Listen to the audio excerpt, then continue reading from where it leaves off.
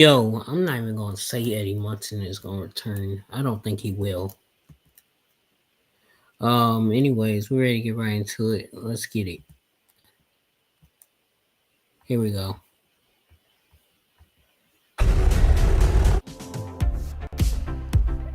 Hey, welcome back to Screen Crush. I'm Ryan Airy, and this is all of the Easter eggs, references, and little things you might have missed in the new Stranger Things teaser for Season 5. Now, a little later, we're going to have a few guests on to give our best guesses about what the hell is actually happening in this trailer and what movie references they may be using to draw inspiration for this season. Man, I don't even remember last season. It's been so long. 21 years in my lifespan.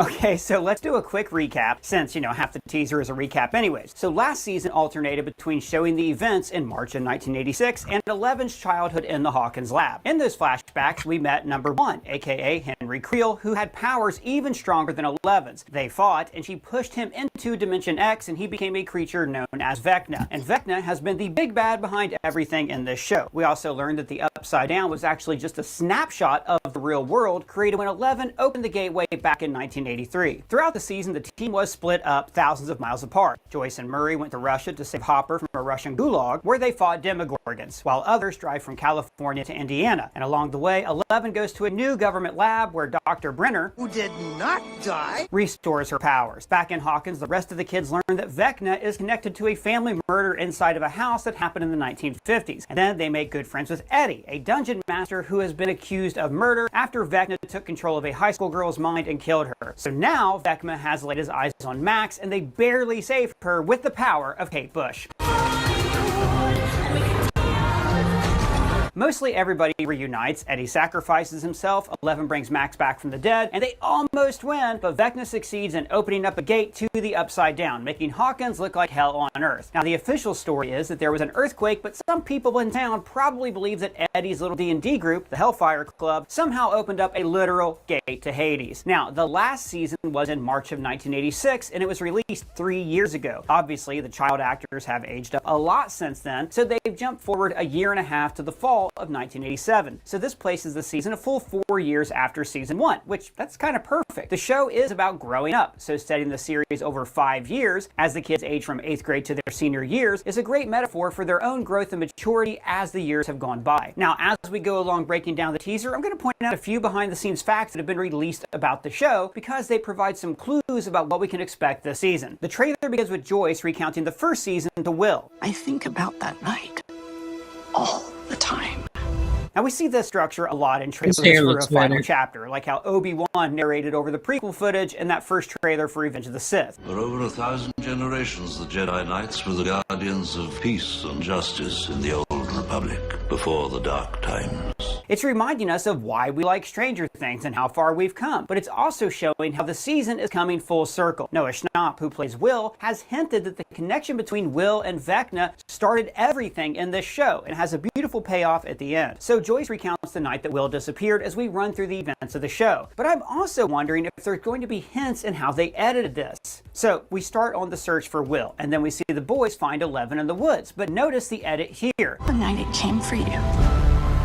It's interesting that they show Eleven at this moment and not the Demogorgon. This is because Eleven opening the rift to the Upside Down is actually what allowed Vecna to send the Demogorgons after Will and Barb and all of the others. So I wonder if there's going to be some kind of hidden darkness inside of Eleven that's actually been enabling Vecna this entire time. Then we see Joyce using the Christmas lights to communicate with Will, and we actually saw those lights in the Stranger Things Season 5 set tour video. So it's possible that we could have a flashback to that moment, but maybe from Vecna's point of view. We see Hopper searching for Will, followed by the techs at the Hawkins lab in their suit. Now then we see Eleven in the sensory deprivation tank, and this could be the moment that she actually created the Upside Down. Again, I think we're going to learn a lot more about that moment and about what Eleven actually did to create that snapshot and to enable Vecna to enter our world. And then we see the moment she flipped the van in season 1, and this is when Joyce says, Tonight.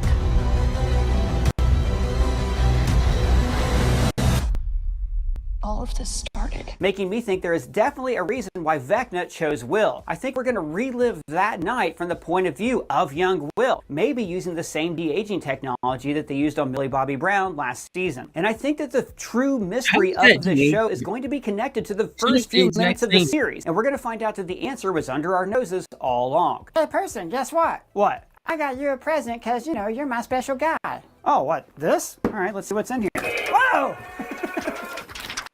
Okay. Doug, did you get me the Billionaire box from Syndicake, the sponsor of this video? Uh-huh. Guys, Syndicake is a unique and unforgettable cake experience, and it is the perfect gift for Father's Day. Hey, Doug, should we try this one? Uh-huh, go for it. All right.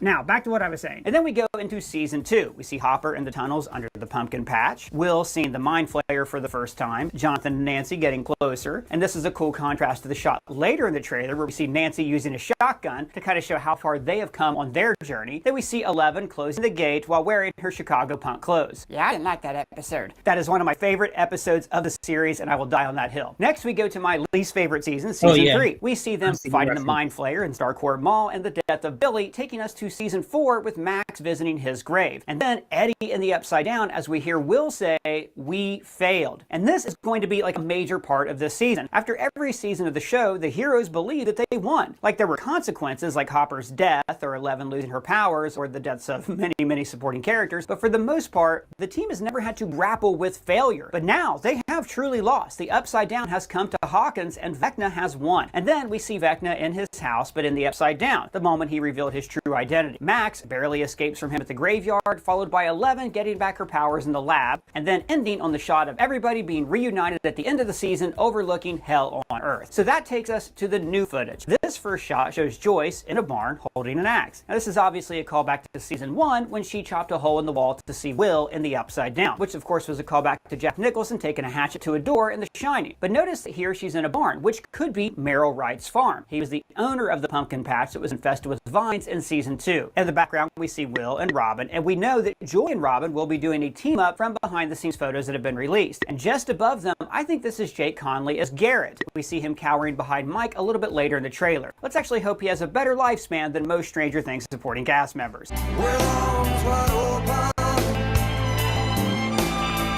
And then we see that there is something just outside of the barn door. So this is actually like a reverse Shining. Instead of breaking a hole in the door, Joyce is defending something that is trying to break in. And then we see Mrs. Wheeler cowering with Holly. That's Mike and Nancy's younger sister. Holly has been recast this season. She's actually played by Nellie Fisher and will have a much bigger role in season 5. Episode 2 is actually named The Vanishing of Holly Wheeler. Again, calling back to episode 1 of the series, The Vanishing of Will Byers. Lucas is visiting Max, who appears to still be in a coma after the events of the finale. Notice the drawing that she made of her and Lucas at the movies has been hung over her bed as he is visiting her. Now remember, her death is what allowed Vecna to finally get enough strength to enter the real world. 11 brought her back, but she is still in a comatose state. So it could be that her consciousness is still trapped with the Mind Flayer in the Upside Down. We might even see her mind wandering around the Upside Down, and that could be why they have been so tight-lipped about her role this season. Like imagine if they had to bring Max's body to the Upside Down to reunite it with her consciousness. But I'll get deeper into theories a little bit later in the video. Now we also know that Linda Hamilton has been cast in this season, but we don't know who she's playing. The Duffer Brothers have had a lot of fun casting 80s stars like Paul Reiser and Sean Astin in supporting roles. And of course, Hamilton was the star of the first 2 Terminator films. And then we see the show's all-time best team-up, Dustin and Steve in the Upside Down. Now notice that Dustin looks kind of rough. Now in this BTS photo, we see Dustin actor Gaten Matarazzo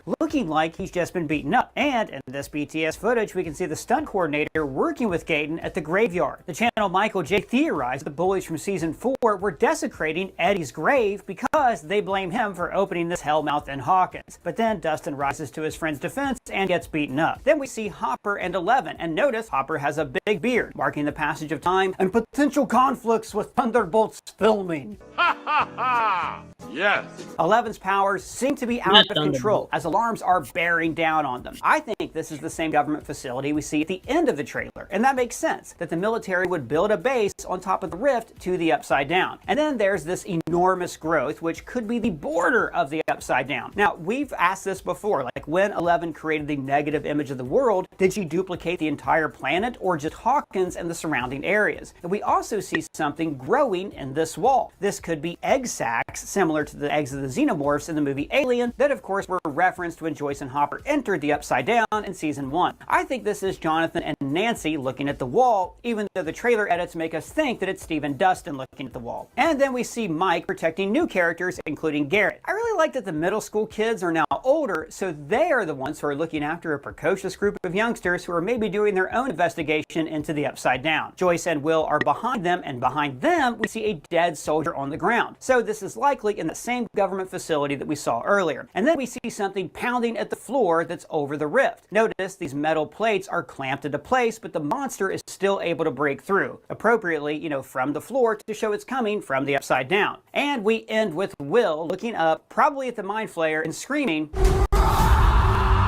Now, I want to go over some theories for this season, which has some interesting episode titles. One of them is Sorcerer, which could refer to Will's wizard character. Another is Escape from Kamastaz, which is a bat-like demon in Dungeons & Dragons. Now, that particular episode title, The Escape from Kamastaz, is really interesting because that is a monster from D&D, and I know that my good friend Colton Ogburn here has a theory that might relate to that. Colton, good to see you. Colton is, of course, the guy who's trashing the TV but doesn't know it, so please don't tell him. Colton, what are your theories about this season? What do you think we're going to see? Well, I'm really hoping that we see the return of Eddie Munson. He's gotten huge since that previous season. He's, of course, now playing Johnny Storm, Human Torch, and Fantastic Four. I would say he was probably one of the greatest additions to this franchise in a long time. Yeah, but he was eaten by bats, so how's he going to come back? He's going to be a vampire, obviously. When anybody gets eaten by bats, they become a vampire. I think that he is going to be a servant of Vecna. My wife has actually shared this popular theory with me before that, how this Stranger Things is kind of a lot of it's based on D&D. Vecna is of course a D&D character, and in D&D, which I am not super familiar with, but I do love the theory that Vecna has the servant that's called Cass, right? What's the full name that you just said? It's Kamazats.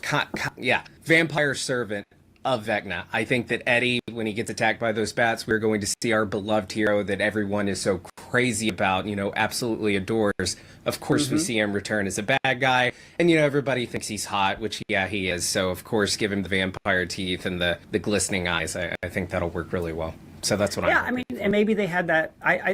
I could see them not having that planned out ahead of time, but based on the popularity. But he's been shooting Fantastic Four and stuff. But then again, it seems like they've been shooting Stranger Things 5 for years. So, I love that theory. I loved Eddie in that season. I hope, though, if he comes back, it's not going to be we can save his soul, and now he's back to being Eddie. One great thing about this show is that death does have consequences. We've had some fake-out death, a lot of fake-out deaths, actually, one per season. But who doesn't mourn the loss of Bob, I totally mourn the loss of Bob. I feel like in the Stranger Things universe, I'm Bob, so I really feel for Cam, Bob. what about you? You got any hot theories for this season? Any hot takes?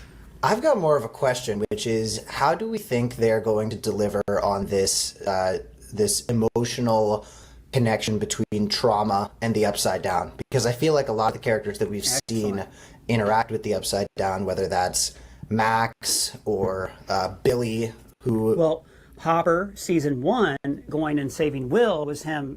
They kept flashing back to his daughter, who has been recast this season. So we're going to have more flashbacks to his daughter. And he blamed himself for his daughter's death because he was exposed to Agent Orange and passed on something in her genes. That's very good. So that ties into genetic trauma, which is great. And that's what I'm wondering is, there's so few through lines that connect Stranger Things season 1 through season 4. It feels like every year they just start to kind of think of new and go with it. Well, it's like they're always surprised they got another season. Yeah, they're always surprised that they even started filming it in the first place. I was 15 years old when Stranger Things came out, and I'm 24 right now.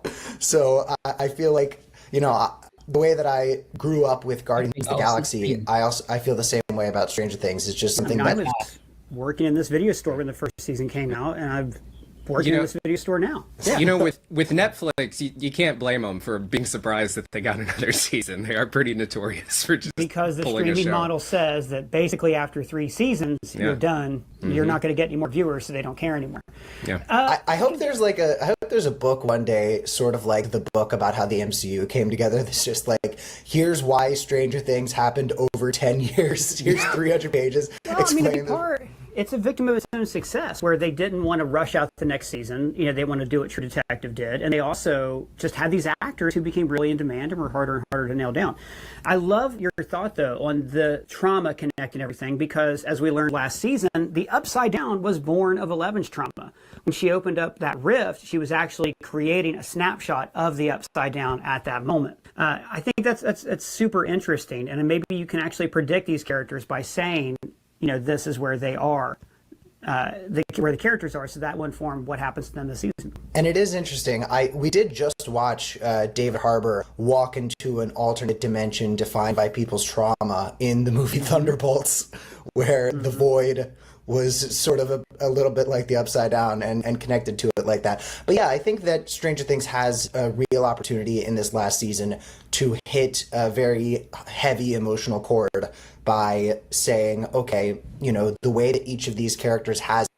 I ain't gonna lie, this is a long ass video, y'all. I ain't expected it to be this long.